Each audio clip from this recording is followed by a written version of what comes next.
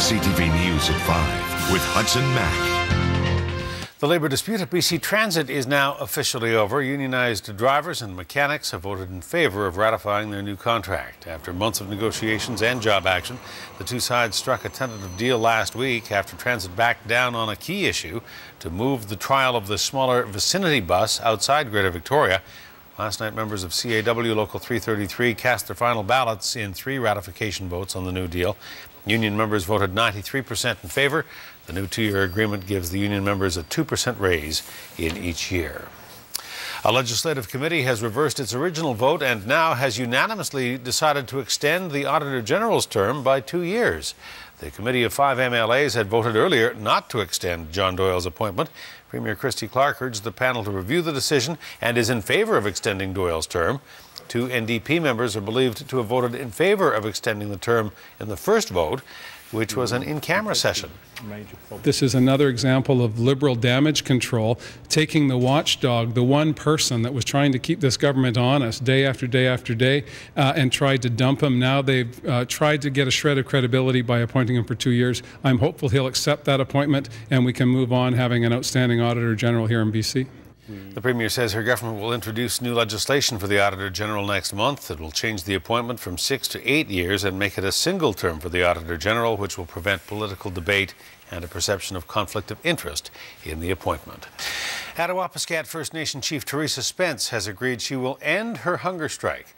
Spence has been living on fish broth and medicinal tea since December 11th to push for a meeting between First Nations leaders, the Prime Minister and the Governor-General. The First Nations chiefs and a coalition of Liberal and NDP MPs signed a declaration today demanding negotiations between First Nations and the federal government. As a result, Spence says she will end her fast tomorrow. The declaration lists 13 specific demands of the Harper government, including addressing the housing crisis on First Nations reserves and a commitment to share resource-based revenue.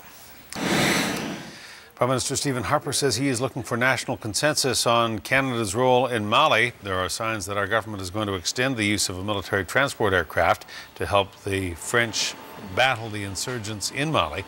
Canada's current commitment of a single C-17 transport plane will expire tomorrow. Defense sources say Air Force planners have already freed it up for the next 3 months. Israeli Prime Minister Benjamin Netanyahu has been re-elected, but with no clear mandate to govern.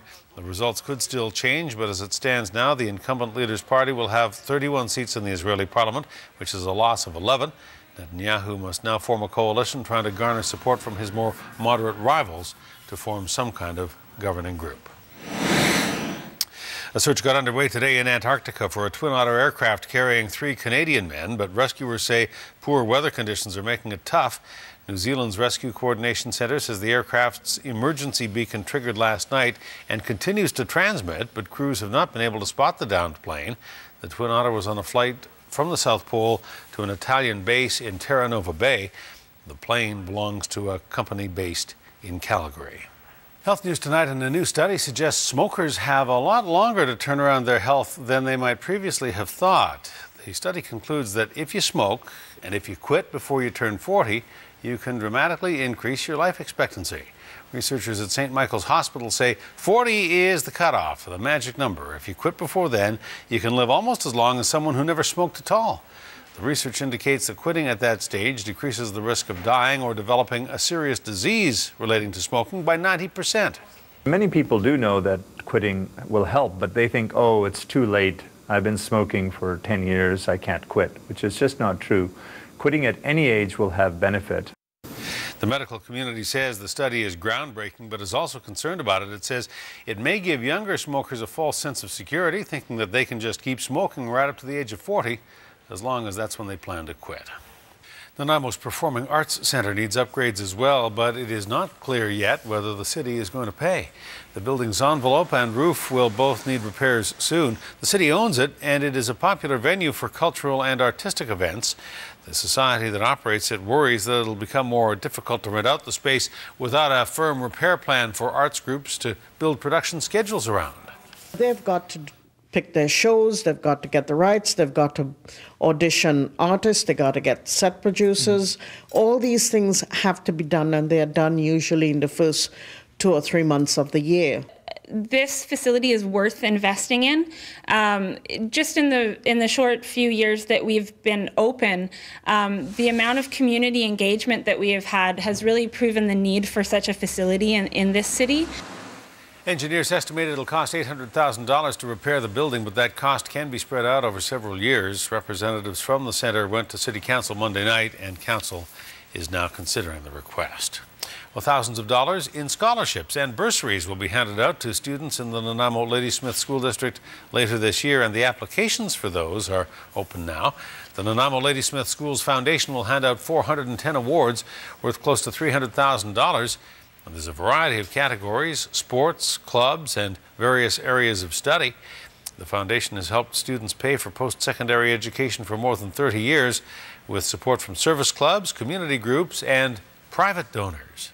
The cost of post-secondary, as we all know, is high. Tuitions are high. Just the cost of the books is very high. So for some of our kids, they do really, really well, and it helps them out. It pays those fees. Maybe it pays half of their first semester term. Maybe for some of our students, if they're fortunate enough, they can have their whole year paid for. The deadline to apply for the scholarships and bursaries is Friday, February 15th. To apply, students are encouraged to talk about it with their school counselor and go online to nlsf.ca. A high school student in Port Alberni is making his mark as a filmmaker. His movie shows some of the impact of the logging industry on mountain biking.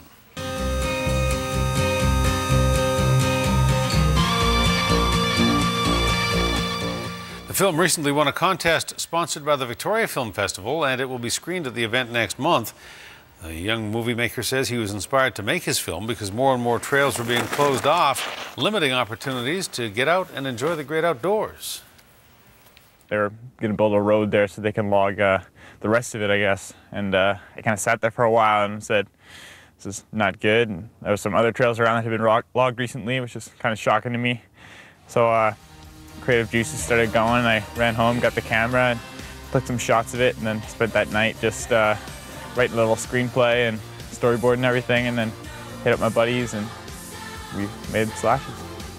In addition to giving his film exposure at the Victoria Film Festival, Nate won editing software and money to go towards a television course at the Gulf Islands Film and Television School.